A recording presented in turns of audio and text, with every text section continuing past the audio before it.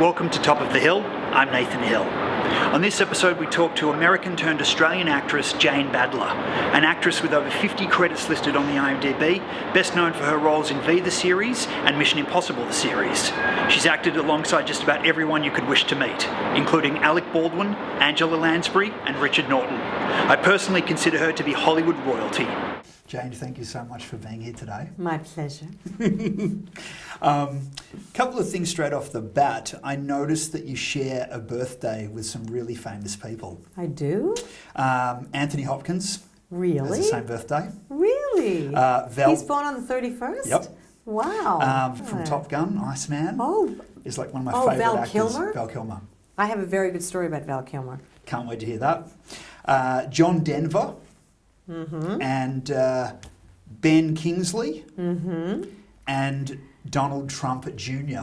Ah, lovely Donald Trump Jr. I've been seeing him on the news lately, actually. Yeah, so I thought that was interesting. Campaigning for his father. Yes. Great.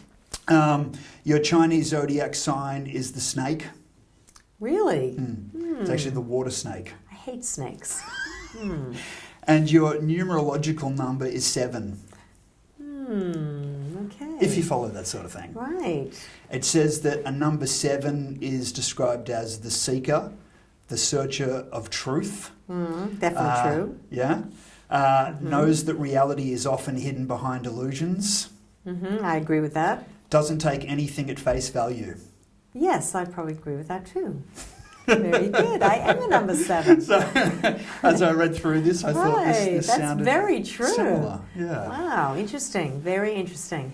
So I wanted to go right back to the beginnings of your life, the womb, discovery. Yeah. the womb. Yep. No. Oh no, we don't have to go back that far yet if you don't want it. So you won Miss New Hampshire. Do you think that was instrumental in gaining your role in From One Life to Live, or was that a separate thing? Do you think that helped? Like, did that help you get an agent that then got you your first main part playing Melinda? You know, everything's detrimental. Everything is, it's like climbing a stairs. Everything, you can't kind of get to the 10th step until you've done the 9 steps before. And everything's just somehow organically leads to the next thing, but I don't think that it really obviously led to having an agent. I lived in New Hampshire, but, I was in the Miss America pageant, and I did learn a lot about competition, about how to present myself, and that led to me doing a lot of performing because I had a lot of opportunity to sing. So I sang throughout New England, and I think that gave me a lot of confidence and poise, so that when I finally did go to New York City at the age of 21, I was kind of fearless. I had this weird fearlessness where I went around knocking on doors. Nowadays you can't do that. You can't knock on agents' doors because it just won't happen. But those days you could. You could knock on someone's door, put a picture under their door, and they may say, come in here, I want to see you. And that's what I did. So that's how I got my agent. Do you find that, because I often talk about this with talent, and the difference between Australia and America, is that in America, if you have an idea, it'll be listened to, whereas in Australia, it's more that maybe it's someone you need to know. In other words, it's who you know and not what you know. Do you find there is a difference in the culture, in the industry? I think more so. Of course, it's a much bigger pond in America, and it's hugely competitive. And people are so hungry, and the level of expertise is so great. So if you even want to put your hat into the ring, you have to work your, butt off. I think we've had such success with Australians going over to the States and doing very well, which I think is fantastic. But I think they're a bit parochial here. I think in this industry they like to use the same people, and they don't take very big risks in the casting. Hence, it's very difficult if you don't have an Aussie accent and you're not Caucasian. It's a hard industry because it's a cottage industry. It's a small industry. But having said that, I think that's why a lot of the people do go overseas, looking for bigger opportunities. But what was your question? Yeah, I think... I kind of went off on my own little tangent there, didn't I? That answered the question. Oh, did it? Oh, good. Yeah, it did, absolutely, 100%. Okay. 100%. Then we can go on. I was comparing sort of LA to, let's say, Melbourne, and it's like, here there's like a milk bar in every corner. Yeah. But in LA, there's a cinema in every corner. Yeah, exactly. You know what I mean? LA. So, Well, LA is an entity unto itself. You know, everyone, every waiter, every Uber driver is a director, a producer, or an actor. Okay? And if you say that you're an actor, they go, oh, God, really? Another one. Here, you say, I'm an actor. Oh, how exciting. You know? Spot on. Of course. Absolutely, 100%. Okay, so I'll move along. I have so many things I'd like to ask, and I mean, I could literally talk to you all day, all forever, night, and I can't. So I'll have to. Gosh, time for bed. So you then went from One Life to Live to Fantasy Island. You played Kim. No, is that right or not? I'm wrong. No, I got to New York City, and first I sang at the Playboy Club. Okay. Oh wow! Yes, and then I did theater. I did The Fantastics, which I got the lead in that with George Chakiris, who won an Oscar for West Side Story. Wow! And then I did a show called Picnic. And then I got One Life to Live, and then I got The Doctors, which was my second soap opera, which I acted for a year with Alec Baldwin.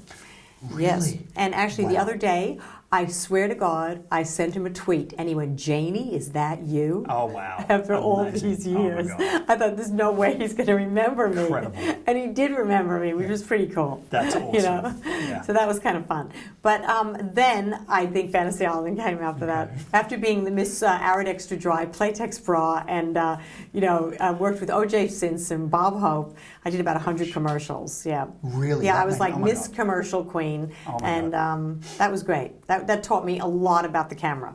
So do you think the commercials is the same, I guess, in most parts of the world where you really do have to get your commercials down pat, which leads you into the television, the dialogue, we should say, more dialogue driven after that? I don't think there's any one way to do things anymore. Some people go look at Margot Robbie. She went from Neighbors to working with Scorsese. Or in between she did Pan Am, the pilot.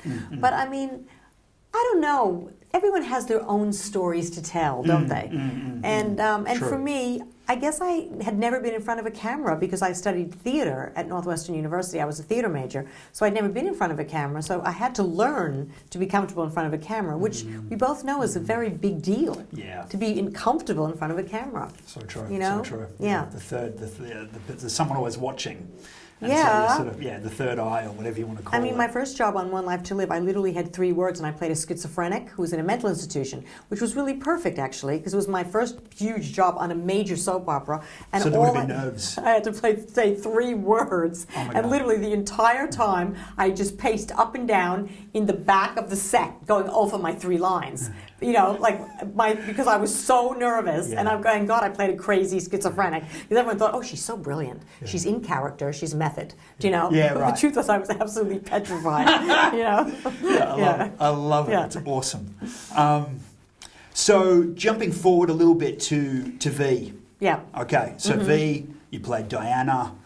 You've acted with actors that I love: Mark Singer, Robert Englund, Michael Ironside. Yeah. Did you feel at that point that you were kind of on top of the hill? Did you feel like you'd reached a point that, I mean, obviously your career's been extensive and it's been much longer than just V, but there was that moment though, wasn't there? That moment of discovery, maybe it was on a global level, where this was a character that everyone could relate to and you kind of made your mark? Was that the show? Well, when I got it, it was a mini series, and I only had like 6 scenes in the whole mini series. So I didn't have a very large role. I mean, it was an amazing role, but you have to think about the original miniseries. My role, my screen time was quite small. Which made a lot of impact, though. It made a lot of impact, but I didn't think that this was going to go global. Wow. I just thought, oh my God, how exciting. I have a job. I have a wonderful job, and I'm doing nighttime television in a major miniseries. That was hugely exciting for me. On a Warner Brothers lot with big spaceships, lots of money. It was very exciting. But I certainly didn't think it was a career changer. I never in my wildest dreams thought that 30 years later, people would remember my character still. Do you know? Wow. It was never something that I thought would take off the way it became did. pop culture. No, it was just a job. It was just another job that I had, you know. Incredible. At the time, yeah. Do you remember doing an episode of Battle of the Network Stars? Of course. Was Michael J. Fox in your episode? Do you remember meeting him or working with him? I think he must have been, right? Yeah. Do you remember him? Yeah. He's credited alongside you for that episode. Oh, yeah. I just wanted to ask you what that was like. Yeah, he was on Family Ties or something. Yes. Yeah, that's right.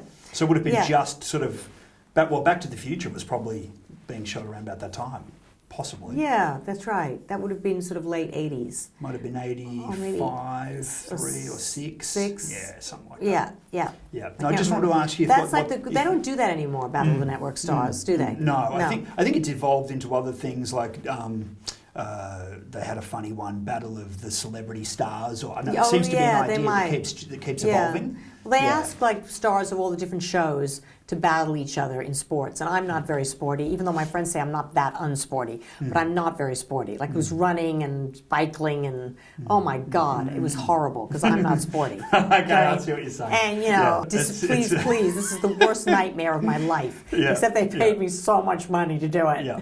So I think my friend, as I told you, William Catt, he did a similar thing. Oh, did he? Where he kind of suited up to do the game show and kind of went, oh God, really? Yeah, I know exactly what you mean. So I want to talk about Murder, She Wrote, because Angela Lansbury was just huge here in Australia. Yes. I mean, she was just a giant. Yeah. And you played Carolyn. Yeah. Is that right? Yeah. What was it like working with her, meeting her? You know, I, looking back, realized how huge it was. I look back and I think what an icon she is. Like, and she's such an extraordinary, not only a Broadway star, but a old Hollywood classic film star, and then went on to do her own huge series, Murder, She Wrote. But yeah, at the time, of course, it was incredibly exciting to work with Angela Lansbury and to get a guest star opposite her. Yeah, do you know? incredible. Yeah. I mean, it was a very exciting time for me, really. I had all these amazing opportunities.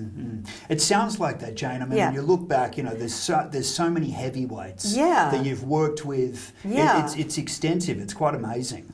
And I really respect that. Yeah, it was a time in my life. It was the 80s, the best time where for I worked TV all and the film. time, and I was in my my perfect age group to be very in demand, and culminating in Mission Impossible, the series. Yes, I'm getting to that as well. Yeah. Do you know, during that time as well, there was a quote that you were the most beautiful woman in the world on television? Oh, it's Did very you know nice. That? No, I didn't. Yeah, you were deemed the perfect really? woman. Thank you. Well, and I'm not saying were. Maybe you still are. No, maybe I. Well, yes. Well, thank you. That's very nice. What does one say? Thank you. Yes. I just want to go back a little bit too, because the other thing I discovered the other day, I love the actress Tia Carrere. Oh yes. And I noticed you did Covenant, which I have to see. Yeah. I've missed it. I don't know why. And Fine Gold? Yes. You did 2 films with her. Yeah. What was that like? I did. Well, Covenant was a TV movie, an amazing cast. It was, that amazing, gorgeous girl from Mamas and the Papas, the lead. What was her name? The blonde. She was the lead singer in Mamas and the Papas. She played my older sister. And Jose Ferrer and Tia Carrere. It was incredible. And then I did a film in Spain called Fine Gold. Yes. And she was in it. She was so sexy. Amazing. And Stuart Granger, who is one of the classic Hollywood stars, was in that film and had the hots for her. Oh yeah. He would have been 60 years old. She was probably 22. I was all of 30, old lady at that point.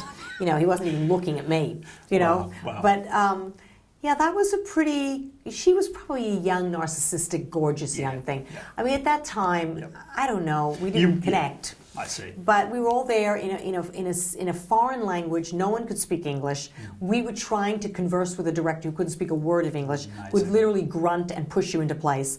And Stuart Granger was not a very nice person. But let me say, was it fun? It probably wasn't my most fun experience, but I chalk it up to wow, what a life I've had.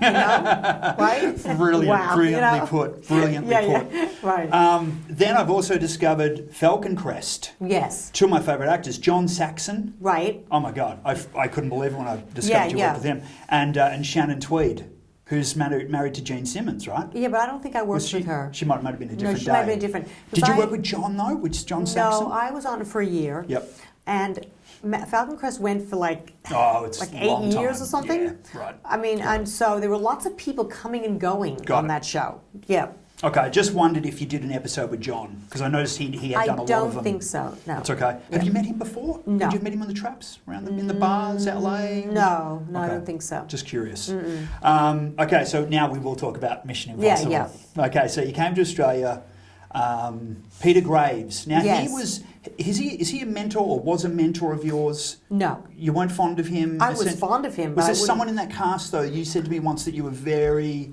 Probably Teo. Okay. Teo I knew was, there was one very, person. very good to me.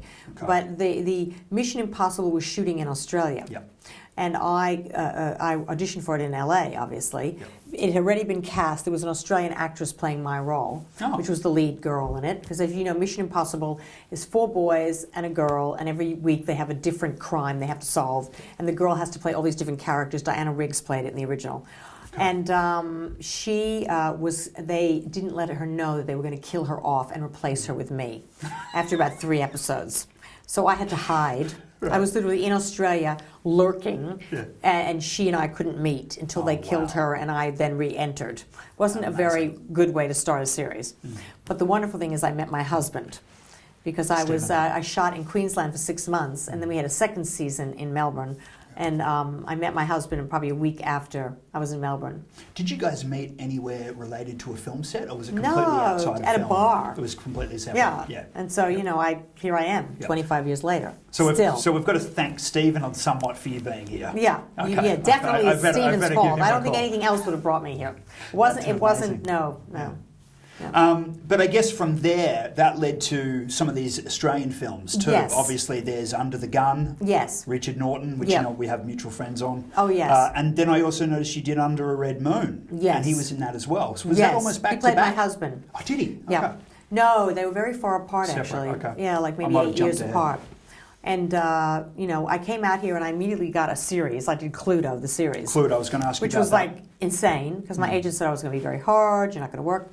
But like I worked a lot. I did a lot of stuff in Queensland. I did Flipper, and I did something called Something World. Right. And, you know, I was always working. I did Embassy, then I did an episode of Blue Healers. I did, you know, Cluedo, and I How was Cameron Daddo on Cluedo? He was not Cameron. It was his brother. Was it Cameron? Andrew Daddo. Was it Andrew? Andrew Daddo was in it, but it was just like a funny time. I did work a lot, you know, but jumping around from all the different series. Yeah, it was good. It was really good. But then it stopped.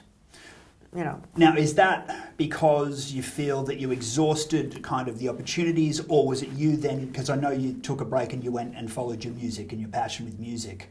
At one of these points in the acting career? I think that I'm very philosophical, and I like to look at the universe in a very spiritual way. And when doors close, no matter how hard you try, then I think it's obviously time to be looking at other pathways. Okay. You know? Yeah. One door closes, another opens. And the TV work, I think when I got into my 40s, dried up a lot. And I think it's, once again, a small industry. It was my age. It was just whatever reasons were. There stopped being a lot of American filming here. That was not happening a lot. So I started to reinvent myself and started to go into singing then. Okay. And I did a lot of singing. I did a lot of theater. I did so much theater. I worked at La Mama. I worked at Napier Street. I worked at, I mean, every small theater you can think of, I was schlepping to. I did I did the Butterfly Club. I did a one-woman show there. Let me tell you, I paid my dues. Wow. You know. So it's amazing because you paid your dues in the States, did the circuit, came here, kind of in a sense paid your dues as well and did the circuit. Yeah. Even though maybe you didn't have to, but it's because it's Australia and it's you know, another country or whatnot. Yeah. That's a lot of credit to you. That's like a double life. It was hard, yeah. I mean, but then I did a play at Red Stitch, which is and I did a play at the MTC, and so I've always kind of, things come up for me, interesting little projects now, you know, always seems like something. And, you know, and so then I went into music, and that was an amazing. I mean, I've done 3 albums now and collaborated with some incredible people, and I've just finished my 5th music video with the most extraordinary director in LA. So I'm super excited about that. And I've had amazing collaborations musically, so I've been very blessed. You know. So now after that, a little bit of time passed, and then you had the Neighbours role. Yes. And I found it amusing that you played Diana. I know, they wrote it Was that for their me. decision? No, they didn't know I lived here. They did. I lived here for 20 years. They didn't know I lived here. Oh, my God. So the writer loved me. So he wrote a role for me in case I did live here. But he said she doesn't live here. Yep. So then my agent said, but she does live here.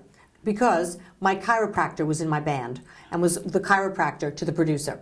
And she said, "Oh, we got this new role coming up. You know, we And so he went, "Wait a minute, Jane Badler. Like I'm in a band with her." She said, "Really? She's here?"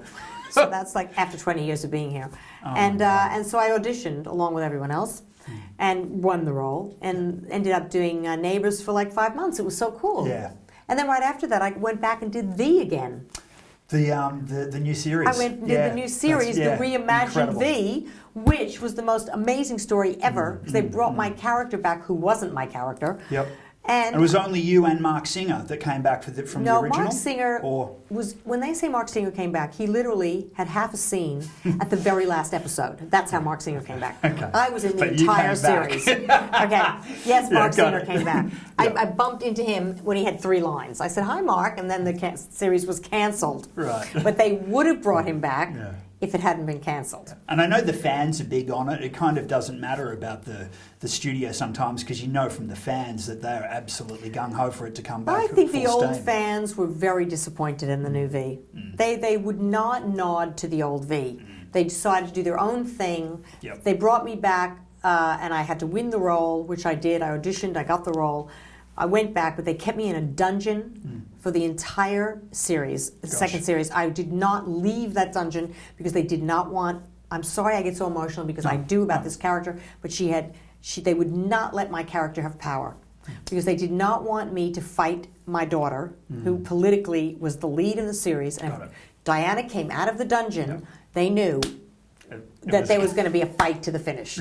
And they did not want the story to be about that. Got it. So they kept me in the dungeon. And it wasn't until the last episode they brought me out and then killed me by her tail, her lizard tail. God. So you know what? I'm sorry. Yeah, but that's a good story, right? Brilliant. And it's one of the best deaths you will ever see on the internet. Yeah. Ever. I've seen it. And I know, and how angry was I that they I've killed seen it. my character. Well, you know, that's the thing. I mean, you know, your history and your roots and the work you've done, it is kind of a force to be reckoned with. And you're probably right, like in this day and age where everything's a bit safe and it's a little bit more tame, it's kind of like, how do we tone this situation down? But I know what you mean. But the most absurd thing at all, ridiculous. Nathan, is I just auditioned for 4 lines in a movie. Okay, we know. Everyone thinks, "Oh, Jane, wow, what a career." I said, "Yes, what a career." I just had an agent in Spain say, "Would you audition for 4 lines?" I go, "Oh my God, 4 lines. Okay, I will audition for 4 lines. I don't want this role because I'm not flying to Barcelona to do 4 lines. God. But at least the casting person can see me." Do you know what I mean? Oh, no, I feel that. I mean, I would, You know? I would never. I mean, even as a writer-director, I would say I've written a part for you, or I would cast you. But how could you audition? Because It's it happens ridiculous. all the time. Oh God.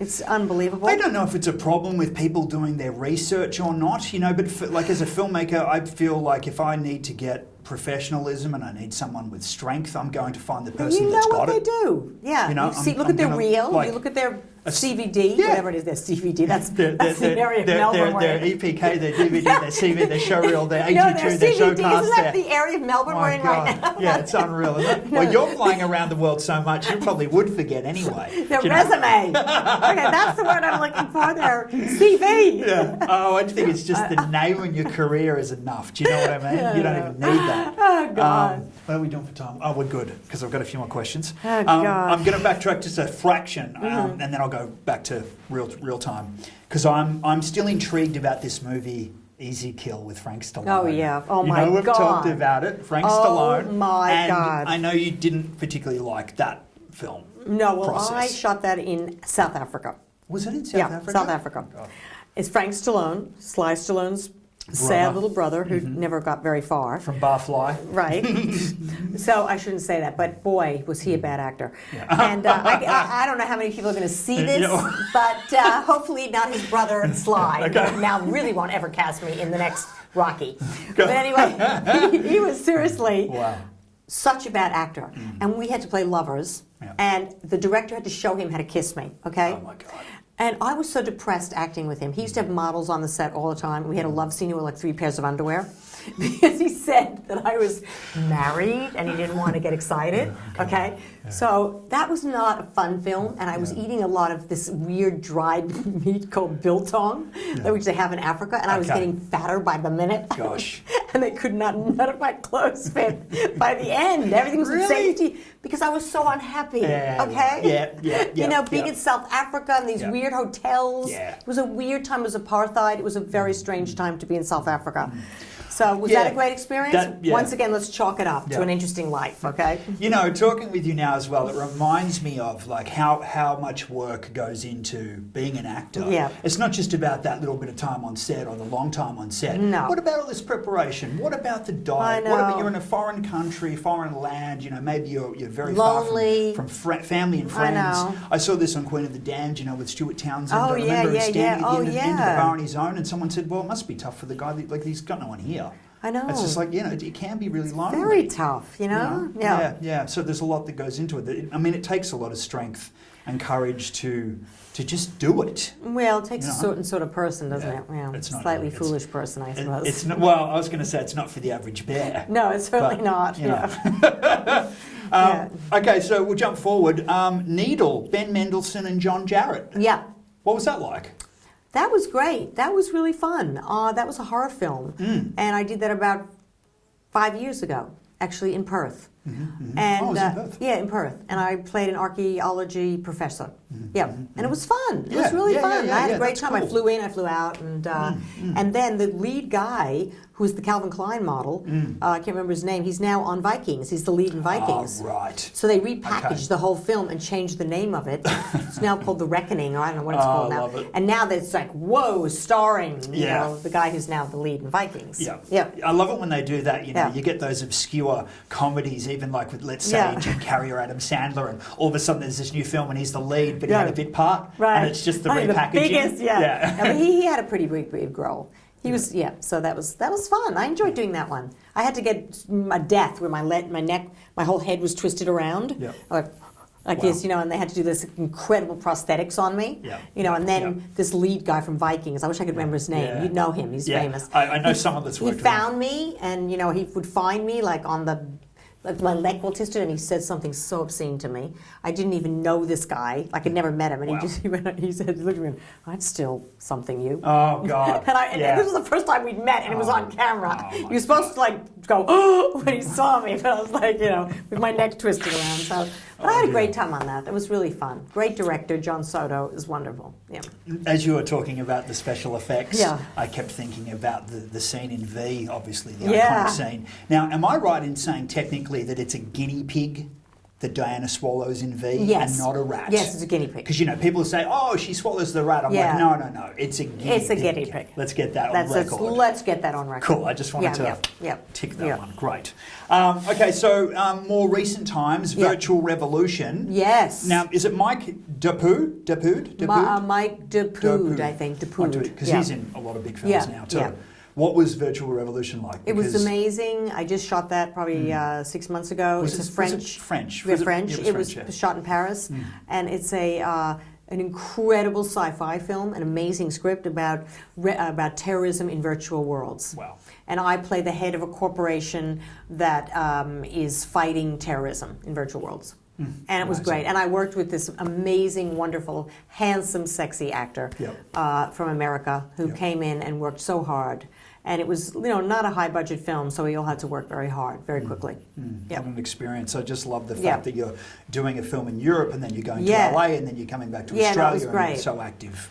Am I allowed to ask you about Daisy Winters? Oh, yeah. Because I've only this has come into my radar that you're producing, and Brooke Shields is attached. Yes, I'll tell you about that. And also, I shot a film a few months earlier, 6 months before that, in Spain, called De Chica on Chica, which was a huge lesbian film. That's a huge hit. Yep. It's just was released in Spain, where I played, a kind of a woman who turns lesbian. So that was what happens? and it was like half in Spanish and half in English. And I arrived on the set, and everyone was speaking Spanish to me, and I had to count when I came in because I could not understand one thing. So I would go 1, 2, 3, 4, 5. Oh yes. Oh no. It was like so funny. That's great. Anyway, the film, the film that I'm producing. Yeah, it's very exciting. So this is under your new production company, I guess? Yes. So you're one of the producers of this new film, and is Brooke Shields acting in it? Yeah, Brooke Shields is the lead, Yeah, and amazing. it's called Daisy Winters, and it's the most beautiful, perfect script. I mean, you know what I'm like about scripts. Yes. And I read a lot of scripts, and I read this 2 years ago because I met this woman through my son, who's an actor in LA, and Yes. and I thought this script is beyond. Then 2 years later, I met her again, and it was happening. And she put together this unbelievable cast. And I somehow, it was one of those perfect storms where I was able just fell in love with to it. get involved. She wanted me involved, and now I'm off to Savannah, Georgia for a month. Yep. So it's going to be shooting In Savannah, Georgia. Okay. It Are they starts doing any shooting- second unit stuff here, or is it all out? No. It's all an overseas? American film. It has Got it. nothing to do with I Australia. was just curious. Yeah. Excellent. I'm the only Australian component of it. Amazing. Yeah.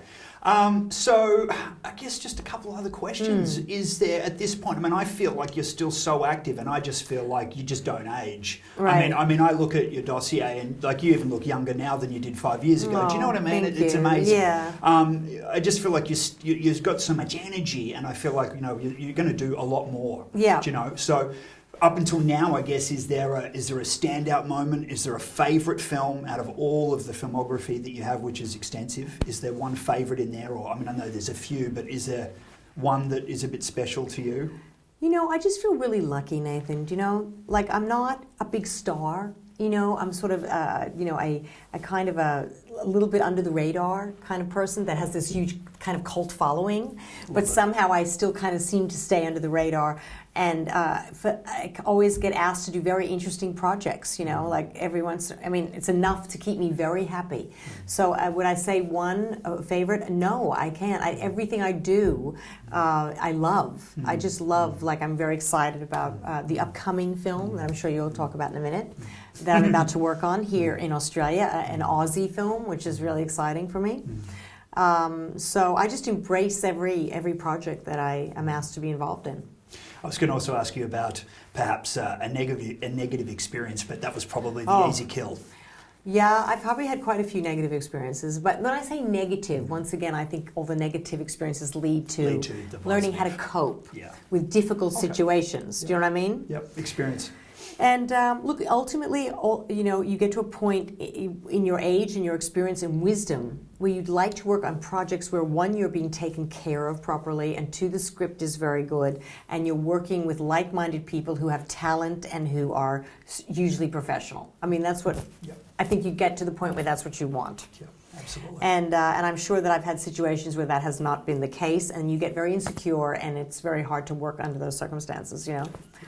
But, well, yeah, that's nice. Well, on behalf of the filmmakers of Colorblind and Cult Girls, yes, which was a very fun experience to work on. Thank you very much, Nathan. I loved it. No, thank you. No, and thank I you. can definitely say on behalf of the producers from both those films that you're doing now, these two Aussie features, that we're all very, very lucky to have you attached to those projects. Yeah. And I do, as you know, I've said it before, I'll say it again on camera for the record, I consider you Hollywood royalty that lives in Melbourne. Oh, so thank you. For anybody that you know wants to write a part or wants to cast you, they really need to get their act together. This is a golden opportunity. I mean, this you've taught me so much in the time that we've spent the last few years. Oh, thank you. Well, and I appreciate it. That's so great if I can do that. You know, I'm so happy to. But I'm lucky. really excited, as you know. I'm about to begin work on a wonderful feature that you and Mark. How do you say Mark's name? Bacchitis. Bacchitis. I was going to say Batsalidis. What is that? It's a tricky one. What is that? I don't know. I need to ask him. You need to ask. But you know, I'll just go with Hill. You know, but because of you, I've been brought to that project, and I am very excited to play a cult leader. You know, Russian cult leader. Which is, you know, the accent. yeah, right. which I'm very kind of thrilled about this new challenge, right? Yeah. Yeah. Well, I hope we work together again, and I see it as building blocks, and I know for a fact that you know, my peers and my budding filmmaker friends will definitely be a little bit jealous that we're working together on this movie. So it's a privilege. Yeah. You know. Well, give me Thank five, you so baby. much. Thank you. Thank you so much for today. Yeah. Appreciate it. My pleasure. Thanks, Jane. Ah. Yeah, on the button. Great. That's it. Yep. We could have kept going and going. You and I could go. Yeah, exactly.